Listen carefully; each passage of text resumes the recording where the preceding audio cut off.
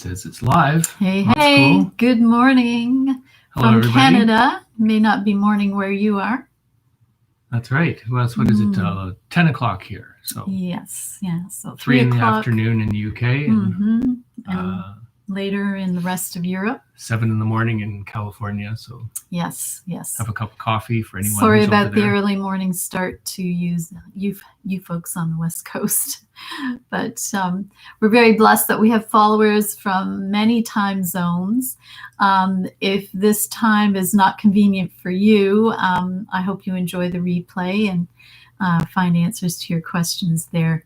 And we are going to experiment with different times so that we can reach everybody. And hopefully where is everyone? Where are you all this morning? Hopefully some of the next ones when we'll be somewhere else too, from rather Israel. than in our... Okay, so later in the day. Israel. Okay, I can't figure out that one. It must be like 7 hours. Is that right? 7. Barrie, Ontario. 7 maybe, yeah. Hi from the UK. Yeah. Hey, Emily, there's and Emily Clark. and Clark. Hey, guys. Fantastic.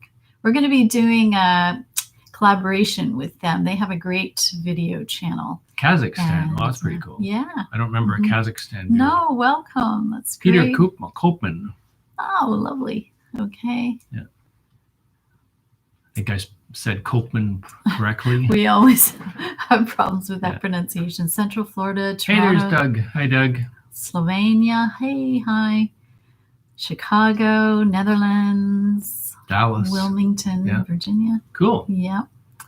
Yeah, Maryland, hopefully next time we get California. up, we'll be down doing one of these from the boat in Panama the next time. Yes, yes. The exciting news is that Panama opened on Monday, October 12th. Finally, after promising to or hoping to open up many months, they've been delayed and delayed. Delaying, but they did open. It was our wedding anniversary, 35 years, so it was a good luck charm, we thought.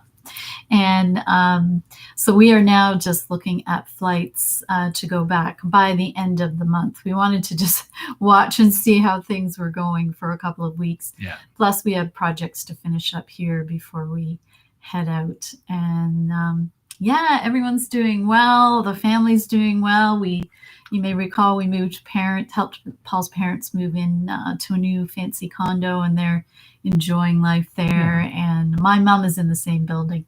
So we had a Canadian Thanksgiving with them last weekend. It's been a good summer here, but rather a long time. So we're really excited to get back to the boat again. It's been such a long time. We did just get some pictures of Distant Shores 3 sitting in the marina. We hadn't received any pictures for a little while, and I've been wondering if it had got all covered in mold or mildew or anything. But it actually looks pretty good. The canvas is going to need a bit of a scrub, and the boat needs, of course, a wash down. But she basically looks quite good. And the bottom, the anti-fouling, I was quite surprised that the bottom doesn't look that bad. The marina's been very good about keeping an eye on her and replacing any lines that have chafed. Just with the timing, we had flown to the UK for a couple of weeks, and so had left the boat at the dock. And then, of course, everything locked down, and we came back home to Canada. So we really hadn't left the boat. Usually we haul out the boat if we're going to leave it for more than a couple of weeks. But they've taken very good care of it from what we can see. And that copper coat anti-fouling seems to have been doing a great job. So we had some problems with that the first year, but I think that's been sorted out. Yeah. And we had the boat looked at in Annapolis. Yeah. And it seems to be working. So I really thought we were getting bad fouling down there, but it doesn't seem to be. So thank goodness. That's great. Yeah. Oh, we've got someone from Germany. Liechtenstein. Am I saying that right?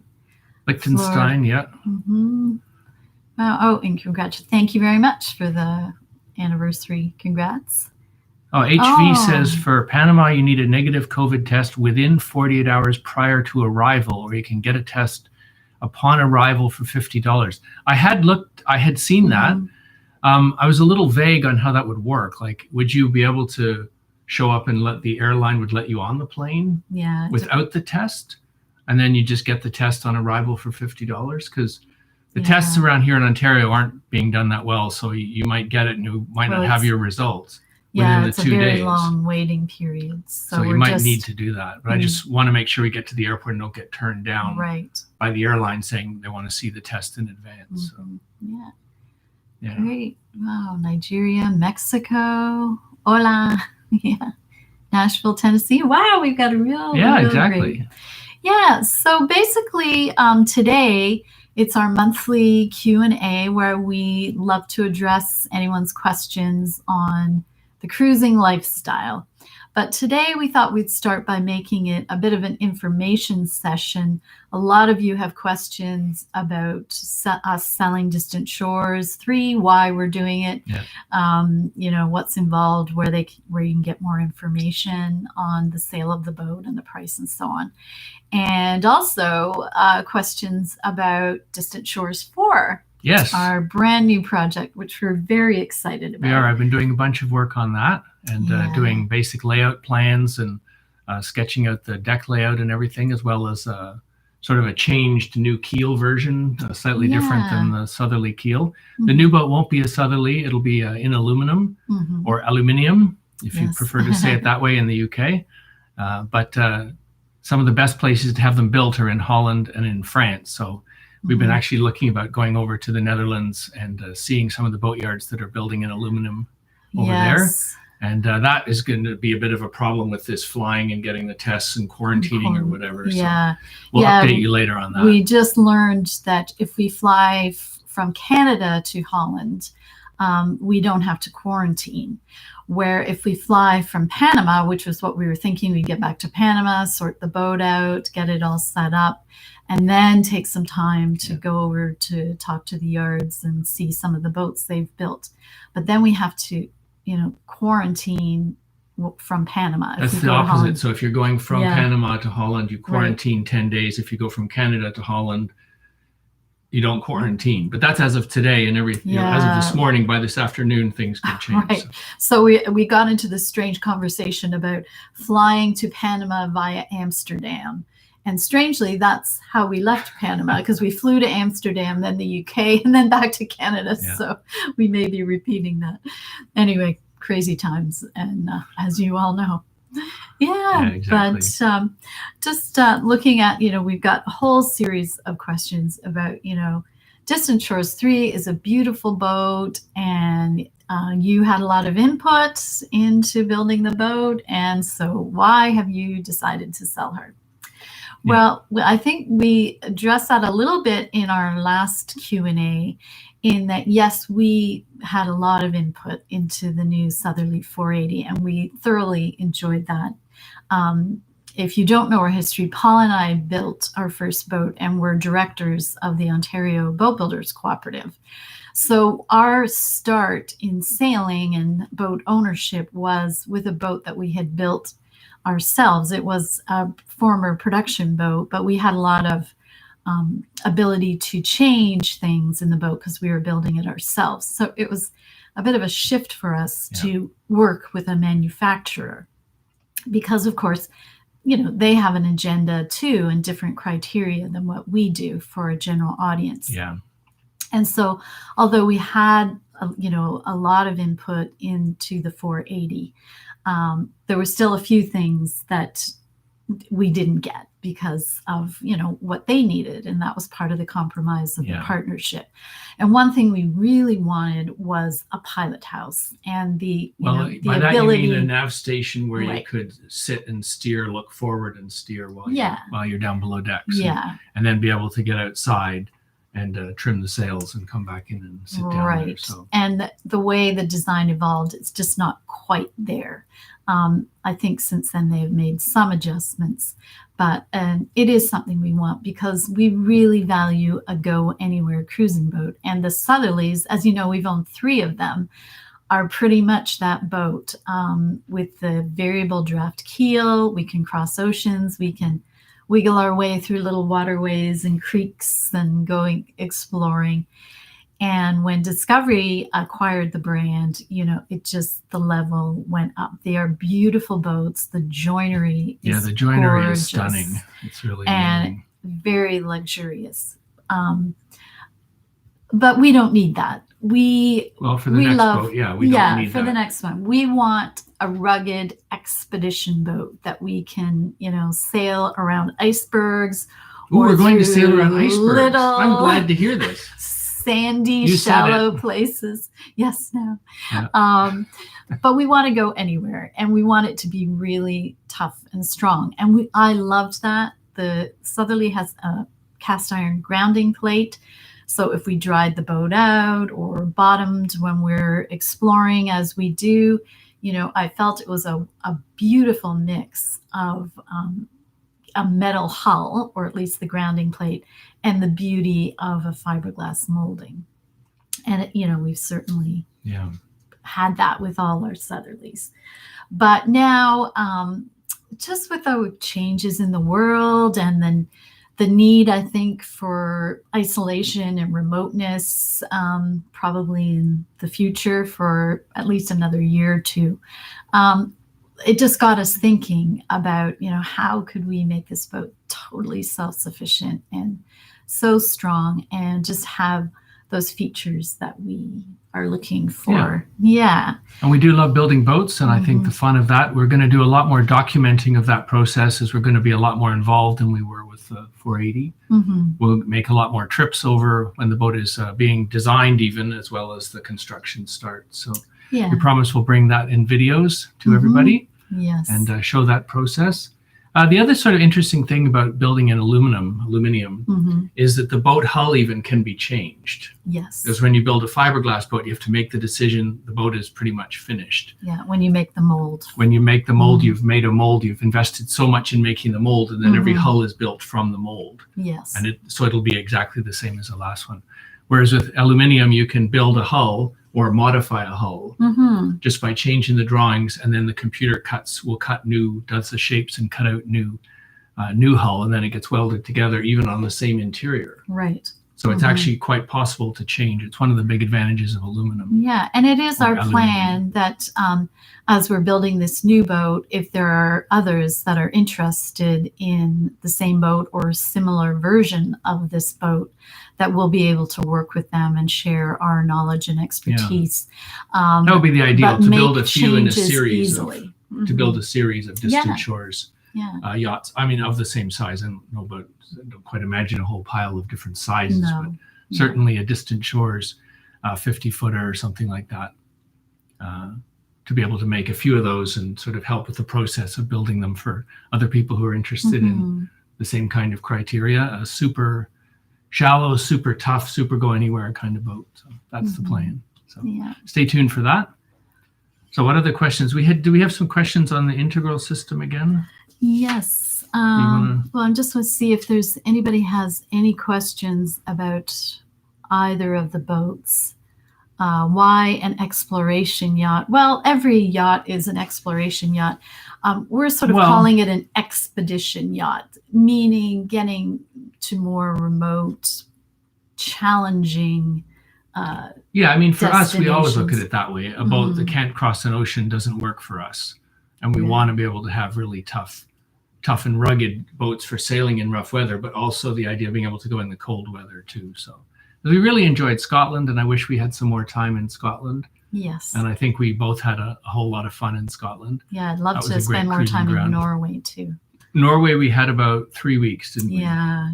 Where we should have tried to stay the winter there, and then really got to see a longer cruising season and get further up the coastline. We got as far as Bergen and Sonia Fjord, which is amazing.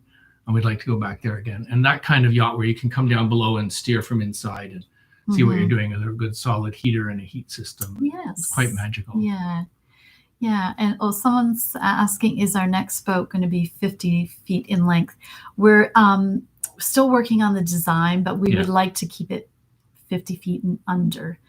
Just that seems to be a length that, suddenly the mooring fees change when you get above 50 feet, plus just managing it with two people makes it a bit more challenging if it's a bigger boat. Although certainly we have lots of friends with bigger than 50-foot boats. Well, we've handled our 49s and our 49, our 48. It's really not a big deal to dock a boat like that. I know the first time we got on our 42, we had a 37-footer, and the first time we got on the 42, it felt really big. So when you move up by a size, but then when we got on the 49 over the 42, it didn't feel that much different. No. And really. now there's no problem at all with with just the two of us coming into docks Mm-hmm. and managing the boat all on our own for the two of us with nobody on the dock side to help. Right. Even in challenging conditions, it still isn't a big deal. And there's something to be said actually for the sort of the size and the weight of the boat in terms of not being blown around in the wind and maneuverability and everything. Yeah. And so of course, dealing with a bigger boat, I think up to 50, certainly we feel quite comfortable. Mm-hmm. Yeah. But when it gets really larger than that, then everything starts to get really big. Like winches, it gets so large that unless it's an electric winch, you're spending a long time winching. And that's right. The sails. As the boat gets really large, like 50s and 60s. And we've 70s. just found that a waterline length around 48 to 50 feet is very comfortable for us at sea compared to a smaller boat. Although, we crossed the Atlantic a few times with our first boat, two-step, which was... Yeah, we did 3 Atlantic crossings with a 37-footer, but the same waves with a 35 to 40-footer boat, the same wave means that you bounce a lot more, and the bigger boat steadies out that the motion. So we really felt that was a big difference. Yes, yeah. Oh, it's Avid Shay is asking, I hope that the New World Order will let us keep sailing. Well, I think that is one of the great things about sailing is, you're just naturally social distanced. You're self-sufficient, so you can be in places where if there's restrictions ashore, you can take care of yourself. And, a lot of members of our membership site, Distant Shores Cruising Club on Patreon, we just had 2 couples buying new boats and they're getting ready to go cruising. So, I think all of those countries that we want to go to, or many of them anyway, are gearing up to deal with the New World Order if it's gonna stay this way. Right. But countries like Canada that have stayed closed won't let anybody come in. I suppose we're going to just keep doing that. But other countries that work with tourism and need it are working out ways to make it work and to keep people safe when they travel and make it work. So. Oh, and Alex is saying he ran 125 feet aluminum crew boats, swift ships in the oil fields back in the 80s and 90s. And it's like any boat, you have to know its limitations and don't force it. So yeah, actually that's something we're looking forward to, Alex, is, aluminum is a whole new type of hull for us. And yes, there are things you have to consider with aluminum. And yeah, especially building one, we're definitely, so thanks for your input on that. Yeah. And someone was saying there, would we put the integral system on the new boat? Yes. So I'm a lot sorry, of questions sailing, about... and it just scrolled off. But anyway, hang on. I saw it was right there. Sailing someday. Yes, someday. Yeah. That's a good idea. Sail someday. That's what I'm hoping to do. Yes. Sail someday. Yeah, I think we will look at integral again on the new boat. I have enjoyed it. It works well.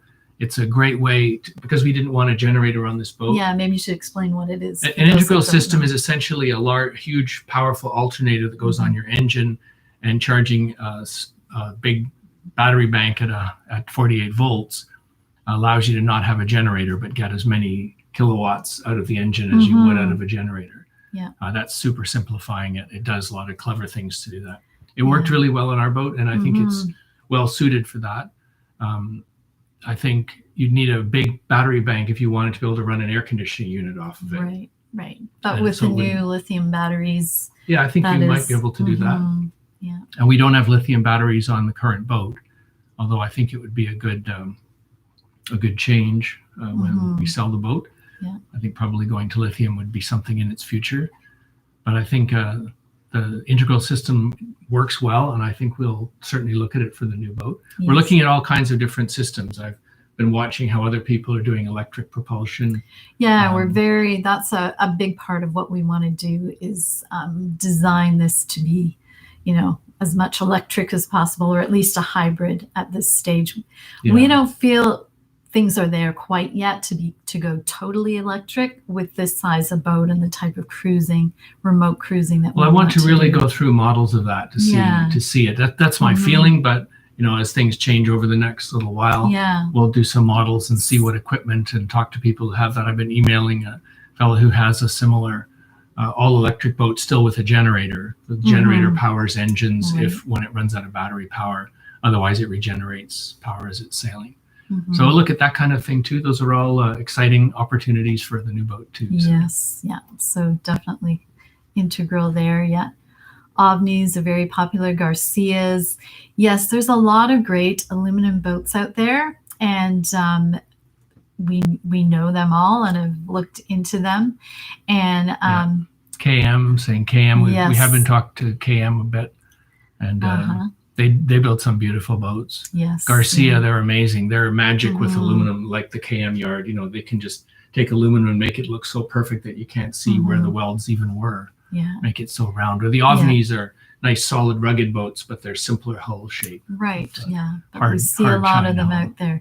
Yeah, and we know that, you know, they're great boats, but just we've had a few experiences now partnering with production, you know, boats, and we're just at a stage in our lives where we would really like a custom boat, and the idea of possibly becoming a manufacturer ourselves, have a distant shores line of yachts is kind of fun to think about at this stage in our lives. And to be clear, not actually welding aluminum ourselves. No. Just to have more of a part in the design and to see what we can make. And to help others that want something similar or something custom themselves, but haven't had either the sailing or boat building experience that we have. So we could come in as consultants on their project. Anyway, it's all up in the air. And don't you find with all this period of lockdown and isolation that, you know, we've all had time to think about new ideas. And because things that we've always done have been restricted from us in a little while, it just gets you thinking in a whole new way. So although there's been disappointments, there's also been this great opportunity of creativity. Like we've been off the boat, so that's given us a different perspective. This is the longest we've been off the boat for a really long time. Yeah. But it's enabled us to sort of step back and go, you know, what do we really want? And what do we want for the future? And what, you know, it just makes you realize life is short and you have to grab your dreams and go for them. And maybe it just feels like a really crazy time to do this. But because people aren't traveling and we've been limited, we're unable to get back to our boat. It just, you know, all these new ideas came out. So I bet you've got some ideas too, and I invite you to grab them and follow them. Yeah, I'm taking notes on what's on the side here. We can get this live chat off afterwards, right? Yeah. Okay. So I have to write stuff down. Right. Yeah. Yeah. Oh, Pamela is asking, were you both sailors before you met? Paul was a sailor. I wasn't, but I grew up with boats with my family. You know, cottage lake boats. So I knew how to handle boats. And Paul and I went to high school together. In fact, elementary school together too. But we always were involved in outdoor education and canoeing and houseboating, you know, like you name it, any kind of boat, we were on it together. So we just realized with the sailboat, we could go farther cheaper. And we love the harmony of working with nature to get where we want to go. So it's a great thing. Yeah. But, you know, a lot of people we meet that are out cruising, very successful cruisers, come to sailing late in life, like as a retirement project. You don't need to grow up with boats to get out there. Yeah, a good time to get out sailing and get into sailing is now. Yeah. I mean, no, really. Because why wait any longer? It's not very difficult. If you're older, you can still cross oceans, and we meet people in their 70s and 80s crossing oceans, and we've met a few in their 80s single-handing across oceans. So those guys are extra tougher than me, I think. Yeah, me too. But, but definitely the good time to do it is now, and you can learn. That's kind of what we've wanted to do, where we were suggesting that we're selling Distant Shores 3. Just wanted to explain a little about the idea of selling it as sort of splitting it, sharing it for a little while. So what we were hoping to do is, like, for instance, right now the boat's in Panama, and probably someone who wants it doesn't actually want it in Panama. They would want it somewhere like maybe the Bahamas or the Caribbean or the States. Mediterranean even. Or the Mediterranean or England. So we would thinking it might be fun to share the boat for some period of months or a year, up to a year, I guess. Yeah, we have experience with this. It's how we sold Distant Shores 2, our Southerly 49. Yeah. The couple that bought it were trying to sell their business, and they just weren't quite ready to, buy the boat outright. Yeah. But wanted to, start learning it. So we made. Yeah, and they had sailing experience. Oh, but, yeah. But not really long ocean crossings. They had overnights and a lot of good sailing experience. But we're still hoping to get a bit more of it before they took on the boat itself. So we did a deal where we did a split payment. So they paid sort of half up front and then half on a date a year or so later that we all agreed on. And we set it up as a legal agreement, and we shared the boat for that period of time. And that, that made it easier financially for them to pay for the boat at different times. And we all had so much fun sharing the boat. And when they could get away from work, they came down and we sailed it in the Azores. We did Bahamas, Transatlantic Crossing, BVI. Yeah. When we were home editing, they took the boat on their own, and it gave them a whole year to get to learn the boat with us. So we'd take it in all different situations, get to know the systems on the boat. They wanted a few changes made to some of the equipment, new things added, or changes to the rig and so on. And so we organized that for them, because we were on the boat filming and cruising with it when they were at work, and we could just look after all of that for them. And we're still really great friends. We stayed down at their place. They live in Toronto. So we saw them last weekend and get together quite often. And, we're hoping to meet up in the Bahamas maybe this year. But that is definitely an option that we're making available if that's something that interests you. If right now the price of the boat seems too much to buy outright, but you're interested in it and would like to learn more cruising and boat handling with us for a period of time, we have the experience and the legal agreements, and it was really fun. It really worked out great. Yeah. And that gives us a chance to keep sailing and filming with Distant Shores 3 while our new boat is being built, while at the same time we're helping you and training you to get out there and be very confident with handling the boat. I would imagine the first winter, like a good plan might be to move the boat back up to the Bahamas, which is such a great fun place to explore and a nice place for the winter. And the Bahamas seems to have put into place a method to have cruisers visit. And and it's the Bahamas is nice because it's one country, right? So you don't have to keep checking in and out and dealing with COVID restrictions again and again. You can just stay in the Bahamas and sail around the different island groups. And so far, that looks like that'll be one option. And the advantage to taking the boat back to the Caribbean now is that sort of middle of November, hurricane season is officially over, according to insurance companies and so on. And so we'd have the whole winter to sail the boat, where right now in the South Pacific, it's the start of cyclone season. And so for insurance purposes, and just because there's still a lot of places locked down there, it's just not the time to sail there. Yeah. So, but of course, if you're interested in buying the boat and you live, on the West Coast and want to keep it there, or you want to start your cruising in the Pacific, definitely we would talk to you about that and not take it through the canal and then back again. No, it could be but both. it's a fun, we could. It is a really or go to the fun Mediterranean trip. or whatever. That's what we liked about basically a monohull of that size. You're kind of welcome in the Mediterranean, in Northern Europe, and in the Caribbean. Why not? You can go to those different places with a monohull. That's kind of why we haven't looked at catamarans, as people have asked us if we're going to get a catamaran. Right. And as much as they seem to be nice, I don't think they fit for all the kind of destinations that we've enjoyed. Like I know in Scandinavia, if you showed up with a 45-foot catamaran, they would be, wondering about where to put you. There's only a couple of end of slips that they could even put you on. That's right. Their season is short, so people have smaller boats and they zip around there. Yeah, I guess so. But it's just the kind of boats that they use. So yeah. Yeah. Someone was asking, have we ever cruised the Great Lakes? And not all of them, but we grew up on the Great Lakes. So we've cruised around Lake Ontario. We live on the Trent Severn Waterway that connects Lake Ontario with Georgian Bay and Lake Huron.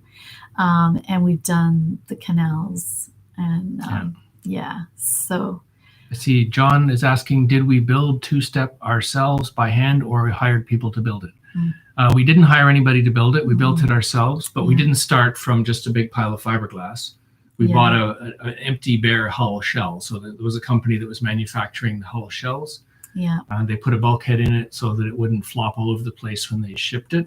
Right. And then we put in the other bulkheads and the lead for the keel and the engine, and did it all our own hands. The two of us. Although we did have, my brother came and helped a few days, and a few friends showed up for a couple of days for heavy lifting and stuff. But we did the whole thing ourselves. Yeah, we did. And we've always been really into the boat building. So it's part of the reason I want to build another boat. Yes. And really, we looked at a metal boat back then too, didn't we? We did. Not aluminum. We looked at steel. We didn't know that much about boat building. I mean, that was 35 years ago. We hadn't built a boat before. So I looked at steel, but not really aluminum. Yeah. Seriously. And it was great. We were members of this boat building co-op, and there were 200, amateur projects going on, but we all got together.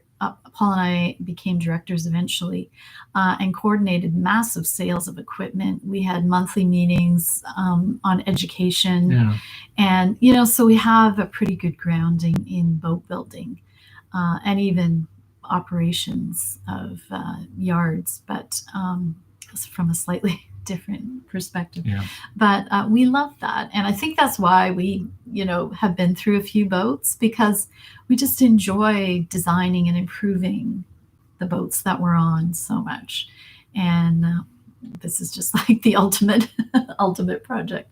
And I think because we started out, ultimate means the last one, right? We always say that. We always say that.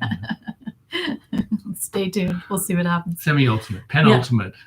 Yes, well, I just meant it's the extreme version of wanting to improve on a yacht. We're going full circle back to building again. But this time we're not going to be the ones dealing with the fiberglass fiberglass, aluminum. Okay. John's asking again, will your next boat have a dinghy garage or storage? Really looked into dinghy storage. It's a pet peeve of mine, and it's so funny as we've cruised the world and seen yachts.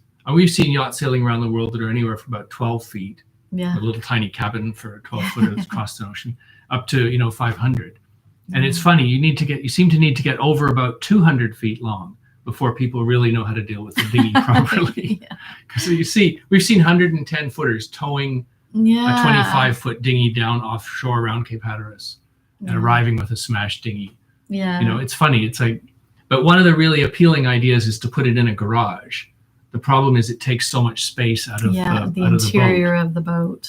So I've never seen garages work. And for years, we've just thrown the dinghy up, picked it up, and put it on the bow of the boat.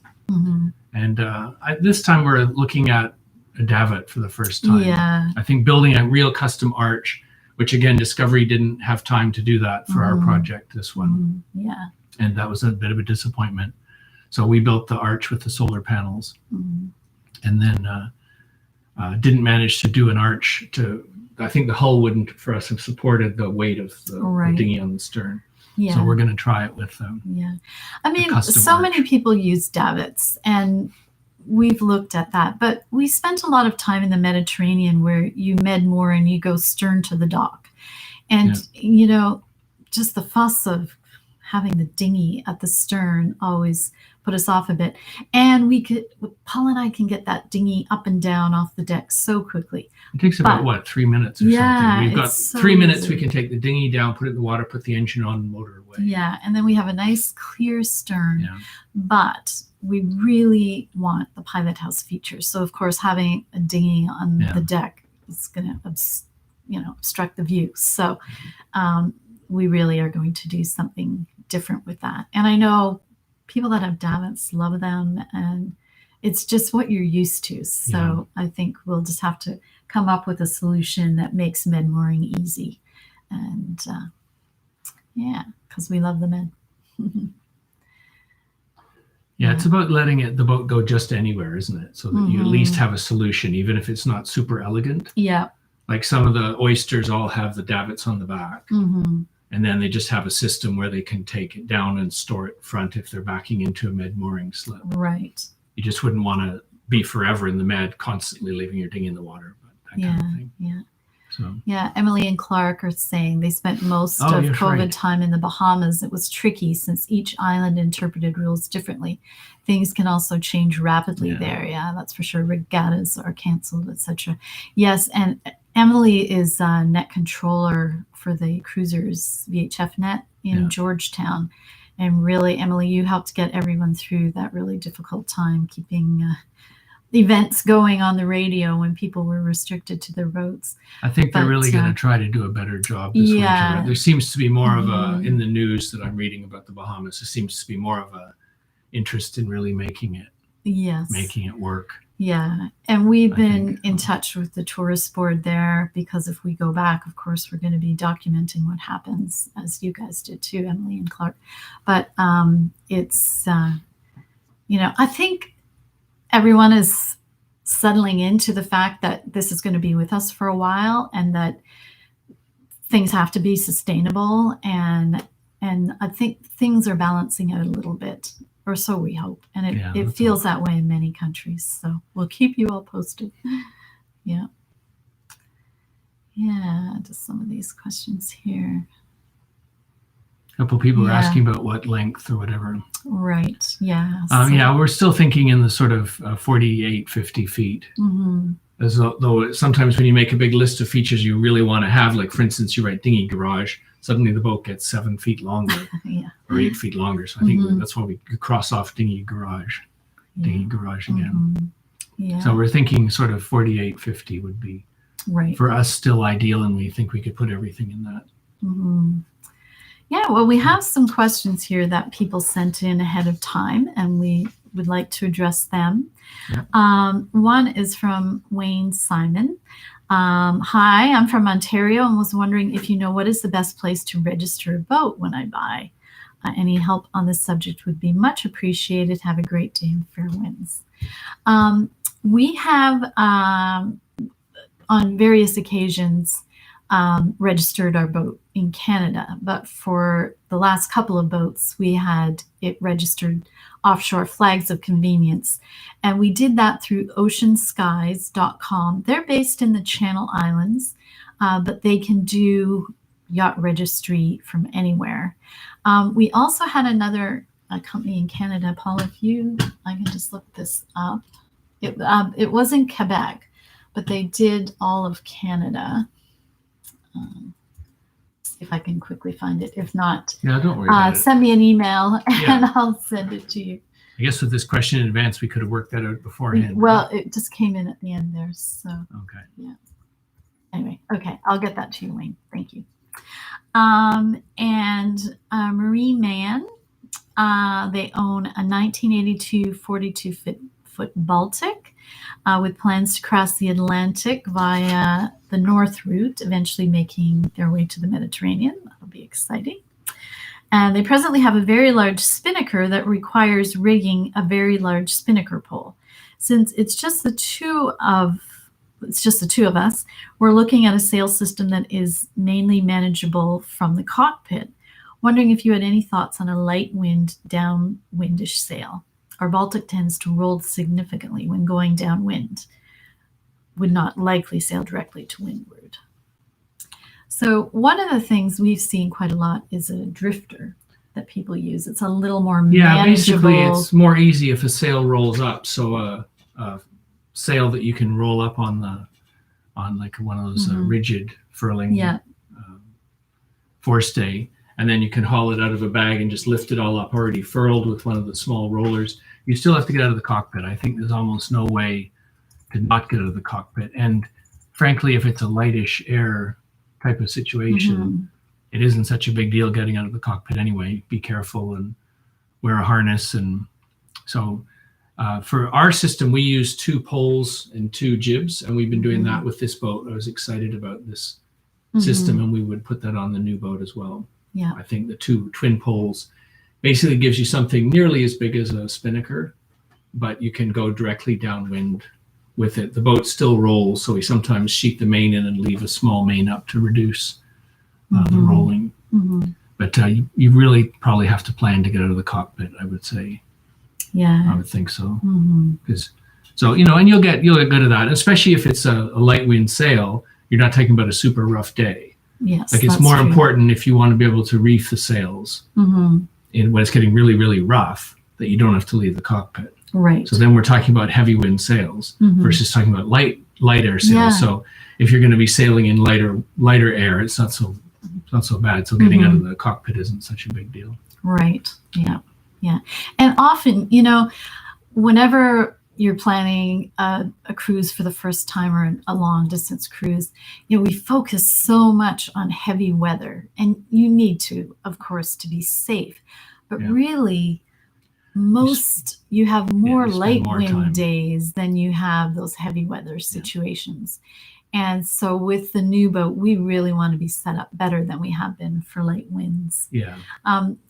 I don't know if you've seen our videos when we crossed the Atlantic in the Blue Water 50 catamaran. We delivered a yacht for a friend, and we had light wind the whole time. We flew that spinnaker day and night, and it just made us realize how important and how lovely it is to sail in those conditions if you have the right sails. Yeah. So, worth considering if you're outfitting. It can be a very beautiful day when the wind is so light, the boat's barely just moving along. The water can be really calm, and the boat's just kind of cruising so nice. The alternative, of course, is to be motoring. So right, yeah. So although that's okay too, it's especially if the engine's a bit loud, it's sort of unpleasant. Yeah, to be in that sort of situation. Nice to, travel on the breath of the ocean. I always feel that. That was one of our favorite crossings when we went across from the Caribbean to the Azores. Yeah.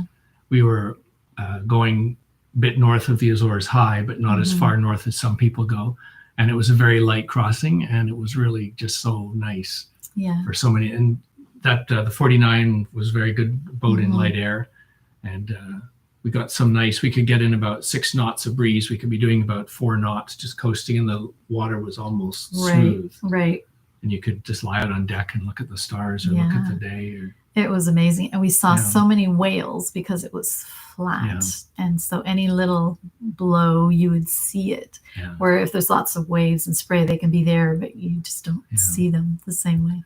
So that was magical. So definitely set up there. Someone's asking about the Gien Espace oven, and would we recommend it again?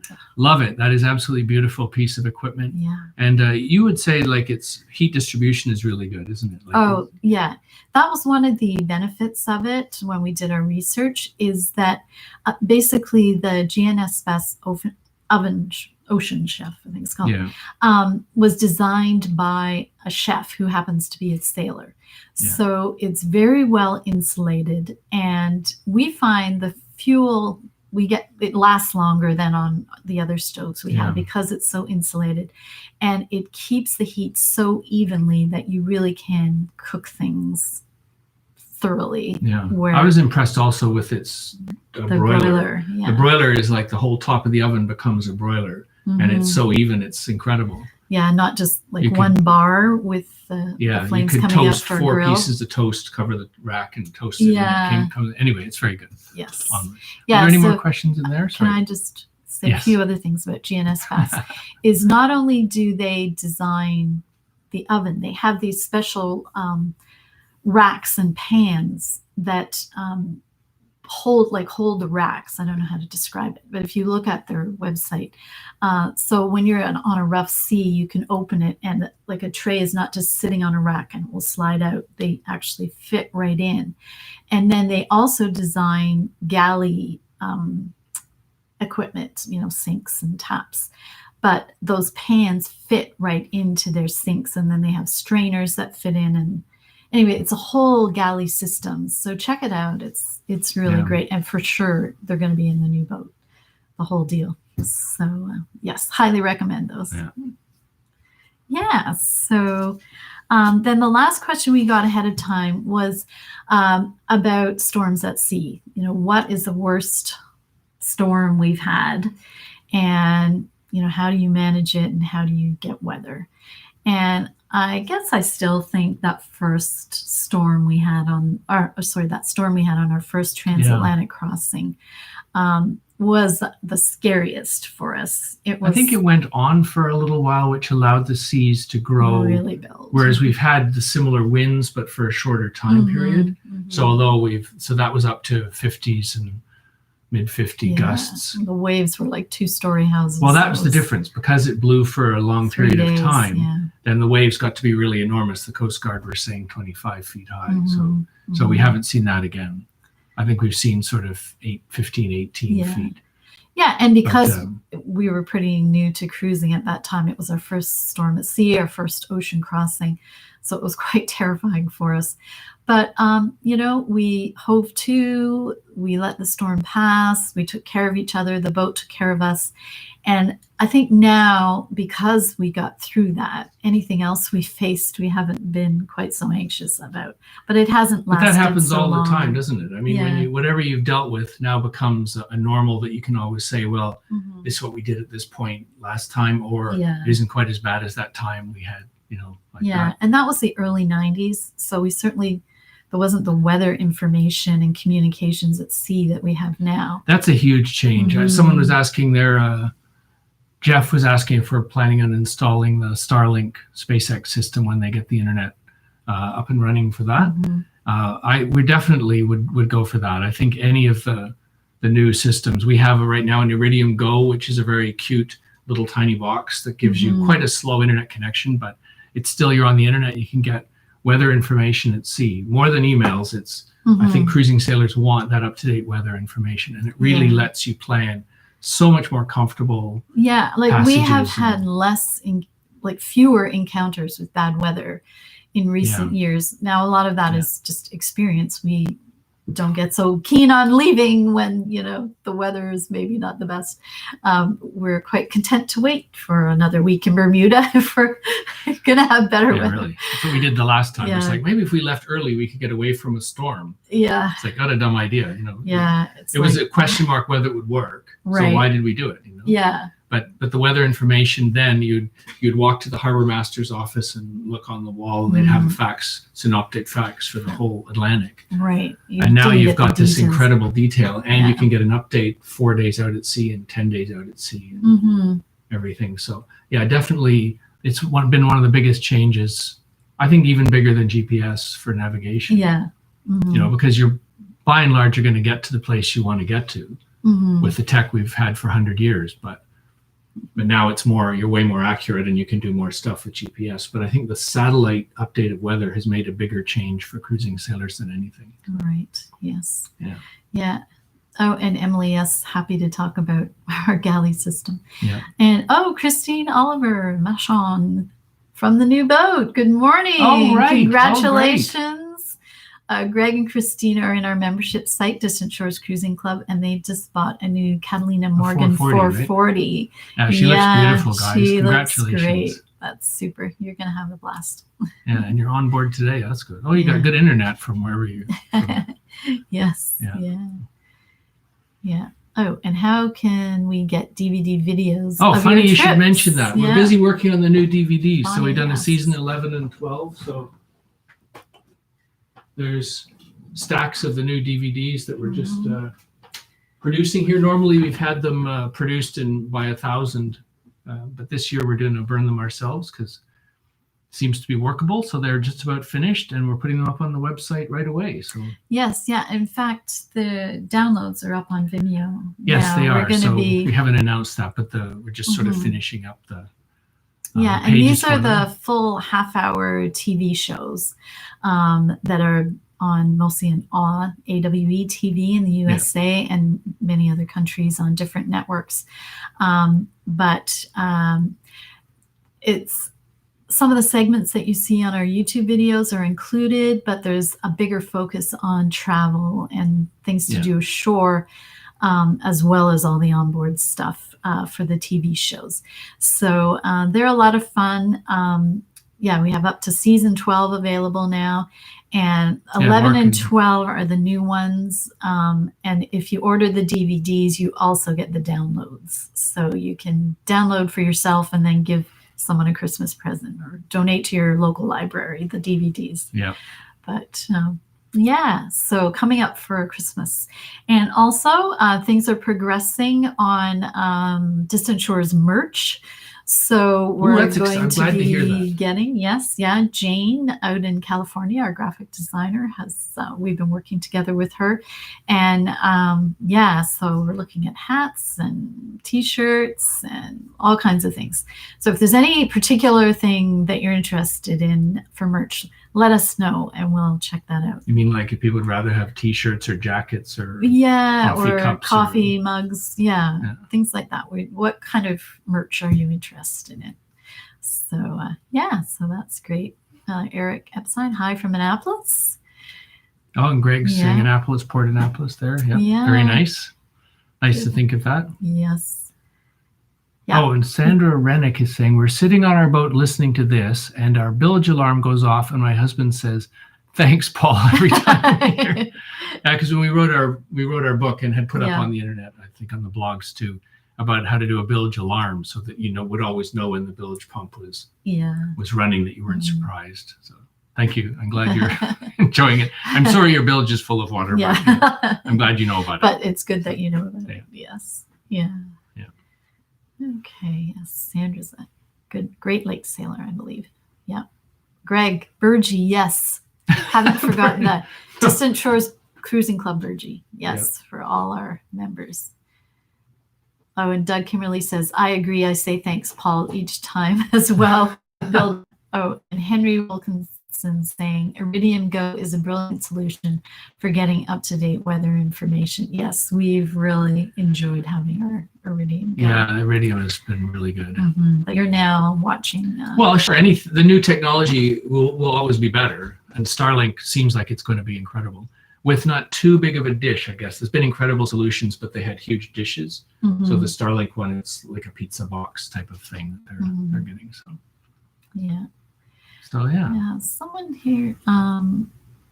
Do you use your engine enough to make these new electric drive system a worthwhile option, say for environmental reasons, etc.? So, yeah, I know there's a few people who've experimented with purely electric drive, so just electric motors propel the boat. Right. But does Sailing Uma have that? Yeah, they got an old boat that the engine didn't work, and they just instead of fixing it, they threw the engine in the dumpster and installed a kind of DIY electric drive. Yeah, Sailing Uma has a YouTube channel. Yeah, of course. I'm sure you have seen them. They're a beautiful channel. They do fabulous work. Yeah. I really enjoy watching their movies. Yeah. And they have such a different kind of perspective on the electric because they never had a diesel engine. Right. I guess they've just sort of learned to get along with the fact that the electric drive doesn't have that much power in it. So they can't really go for a very long motoring. So you just basically But they do charge with the generator, right? Yeah, but like if it was calm for a couple of days, you basically sit for a couple of days. Yeah. Whereas I think most common electric drives these days, if it's a pure electric drive, it runs off batteries and perhaps you can recharge again. And then if you get becalmed, you have a generator and the generator puts charge back into the battery. So you wouldn't ever be completely becalmed while a storm, like a hurricane, could be bearing down on you and you'd have time to leave. But if you were stuck, you wouldn't be able to go. Right. So that kind of is the factors that I'm trying to work on with the design. How much battery capacity and what range could you keep with a moderate sized diesel generator and tank? Yes. For diesel, just for when it wouldn't otherwise work. I'd be interested to hear how many people are looking at a new boat and would consider something like that. Because I mean, the engine is such an important factor in your boat. You want it to be proper. You want it to work well. But how important is it, or whether you might go for something else, something as fancy as electric drive. Yeah. There's someone who's considering an Oyster 745. Beautiful. Wow. What's our opinion on Oyster? Well, they're lovely beautiful boats. Yeah. Rob Humphreys, who's I think he did the 745. He does a lot of oysters. Well, he's done a lot of oysters, and we're working with him on our new boat. And he designed the hulls for Distant Shores 2 and 1 and Distant Shores 2. Right. We're both Rob Humphreys hulls, and their boats are beautiful. That 745 is a really big boat. Yes. I mean, you'd be a good be good at and comfortable at managing a large boat if you're looking at something like that. Yeah. Or you might have a having captain. crew. Many Yeah. 745s, I think, have a crew cabin. Mhm. Anyway, very nice. Yeah. No. Yeah. Oysters have excellent they're reputation. They did mentioning- have a problem, but it was one particular design thing, and that's all changed. So, yeah. Yeah, someone's saying UMA uses a regeneration motor and solar. Yeah, it is an option, but the no generator is a bit scary, I think. Mhm. Yeah. Yeah, and diesel electric hybrid is an idea. It's an option. Mhm. Yeah. Because Brad agrees with Nick and Teresa. Ruby Rose electric drive just isn't there yet, so a diesel remains in our future. Yeah, so we're. That's sort what of I'm all thinking on at the board with moment. that, mostly. It may be the way of the future, but it might Yeah. still be in the future at this point. So Right, and we're certainly working towards, achieving that. But yeah, well, we'll Yeah. see what happens in the next couple yeah, of years. exactly. Yeah. How are we doing? Yeah, we are coming to the end of our time here. Just going back through here. Someone's asking, Linus, do you prefer the Mediterranean or the Caribbean? That's a tough question because we go back and forth. We do literally go back and forth. Yeah. 9 times across the Atlantic, yeah. we've gone back and forth. No. I'll tell you what happens. We get to Cheryl goes, oh, I want to go to the Mediterranean. They have little cafes and there's historic love buildings. The culture and the history changed languages and the are all fun and everything. languages. Yeah. And then we have a great time there for 1 or 2 or 4 years or something. And then Cheryl says, oh, but I miss, the little islands. I can imagine anchoring off a Bahamian Key and diving on seeing fish and having a beaches. And so then we go back. So you do really go back and forth. We do. Yeah. Yes. Yeah. But I mean, both have different appeals. And so when we're in the Med for a while, we love it. And then we start to get itchy for those like tropical sailing, diving situations. So we go back to that. And then we get tired of just beaches and want some, stimulation of new cultures and languages and the challenges of that. So each place is unique and offers great things. Yeah. And there's lots more great places to see out there. Yes. And we're looking forward to new places too. So yes. Well, I think we'll come close today, the end of today. And I hope the weather is lovely where you are. Up here north of Toronto on the Trent 7 Waterway, we've got a beautiful sunny day. And we're actually on our way now down to the Toronto Outer Harbor. We're doing some filming there with a member of Distant Shores Cruising Club. We've started a series of how-to docking videos. If you missed... Yeah, last week's YouTube was how to dock with a new boat you're unfamiliar with. Right, like a charter boat or a friend's boat. It looks nice out there. There's a little bit of wind, which is good because we wanted to be able to show if it's completely flat calm, it's easy to dock, of course, because you don't get blown around while you're thinking of things. Yeah. If the wind is blowing, it's more tricky. So for us, the trouble with when it's windy is we've also got to try to get the drone in the air to try to film the docking. So we're limited to a maximum of, I think, maybe 10 or 12 knots of wind before the drone gets blown away, and we've lost a drone trying to film it. Right. The drone is so nice to have the views down onto the boat to see exactly what the boat is doing you in see real the time. Prop wash. And so with the last video, we shot it with 5 cameras. We had a spreader camera, a dock camera, a drone camera, and two other cameras on the boat. Yeah. So there was a lot of cameras involved and a separate sound. And then we put it all together, and then you can sort of switch back and forth and see exactly what's pushing the boat at what time. Right. So I'm really hoping that the wind will be, like, ideally it would be 10, because that's enough to push the boat around to sort of show what happens in the wind. And yet the drone could sit up there and film the shot from the top. Otherwise, I have to climb the mast and clamp a GoPro on it. Yeah. Either case, we could lose a camera, but that's the life of the filmmaker. Yes. Anyway, well, we hope that you've enjoyed today's session. We certainly have. We always look forward to these monthly get-togethers just to catch up with everyone, see what your interests and concerns are.